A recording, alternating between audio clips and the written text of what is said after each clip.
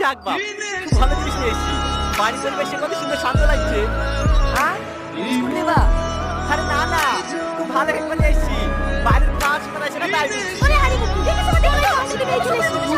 আমার আমাকে সত্যি করে খাওয়াই চলে রে। আমার ঘুমতে করতে চলে গেলে চলতে চলতে বেশি লেগে চলে।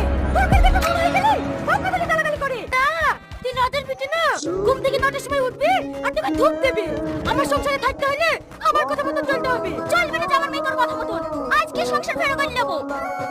ও জামাই জামাই, আজকে তোমাকে বেরোতে হবে। ফালতু ফালতুর মধ্যে ওরা আমাকে টেনশন কেনে? আপনারা কাজে ঝামেলা করে একটা মীমাংসায় আসেন, তারপরে না হয় দেখছি। কেন হয়তো প্রতিদিনে চলছে। বলে দেয়নি তুই আমার ছেলের কান ভাঙাছি, ভেলো করে খাবি। দাঁড়াও আমার ছেলেটা বলি আজকে তোর মেয়ের ভাত ছাড়াছি। ছাড় না ছাড়, কাবির নামে যেমন টাকা তুলেছি তেমনই আমি খুঁজে টাকা নেবো। ওর লেগে তো ছাড়তে পারছি না রে, তাহলে